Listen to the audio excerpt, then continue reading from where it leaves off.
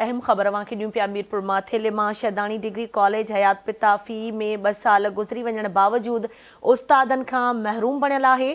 Shadani degree college हयात पिता फ़ी में 520 शागिर्दनि जो मुस्तक़बिल दाअ ते लॻल आहे। सिंध हुकूमत पारां डिग्री कॉलेज में हिकु प्रिंसिपल समेत एसोसिएट प्रोफेसर ऐं लेक्चररनि जूं जायूं बि ख़ाली पियल आहिनि, जॾहिं त डिग्री कॉलेज मीरपुर माथेलो जे हिकु असिस्टेंट प्रोफेसर खे आरज़ी तौर ते मुक़ररु कयो वियो आहे।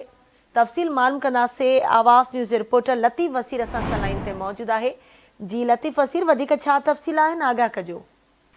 जी गज़ाला, मीरपुर माथेलो जो गवर्नमेंट शदाणी जेको शागिर्द आहिनि उन्हनि जो मुस्तक़बिल दाव ते लॻल आहे। 520 जेके शागिर्द फर्स्ट ईयर इंटर जा उते बिना उस्तादनि जे तालीम कराइण पिया। उते हिकु जेको आरज़ी तौर ते असिस्टेंट प्रोफेसर मुक़ररु थियल आहे, ॿियो हिकु ते जेको नायब कासिल मुक़ररु थियल आहे। गुज़िरियल 2 सालनि खां वठी जेके 10 पोस्टूं सेक्शन हुयूं उन्हनि ते अमलो स्टाफ मुक़ररु न थी सघियो। थोरो जो उन्हनि जा वालदीन उहे जेके सख़्तु परेशान आहिनि। हिन वक़्तु 520 जेके शागिर्द आहिनि, जंहिंमें फर्स्ट ईयर जा 320 आहिनि ऐं इंटर जा 200 शागिर्द थोरो जो शागिर्दाणियूं उहे उते तालीम कराइनि पियूं, उन्हनि जी दाख़िलाऊं आहिनि। पर हिन वक़्तु कॉलेज आहे जंहिंमें 500 जे लॻभॻि शागिर्दनि जो दाव ते लॻल आहे।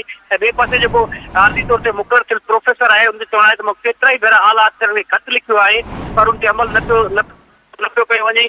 हिन वक़्तु जेका शदाणी जे इलाइक़े में शागिर्द अचनि पिया, परे परे जा शागिर्द, पर उस्ताद अमलो स्टाफ न हुअण जे करे शागिर्द जेके वापसि हलिया पिया वञनि उस्तादनि जी खोड़ जे करे। हालांकि उते जेके फिजिक्स, इंग्लिश, उर्दू, सिंधी, इस्लामिया जा जेके प्रोफेसर आहिनि, जंहिंजी पोस्टूं सेक्शन थियल आहिनि, 2 साल गुज़री वञण बावजूद उते अमलो जेको आहे मुक़ररु न थी सघियो। जी ठीकु आहे, अवां वॾी महिरबानी लतीफ़ वसीर अपडेट करण लाइ।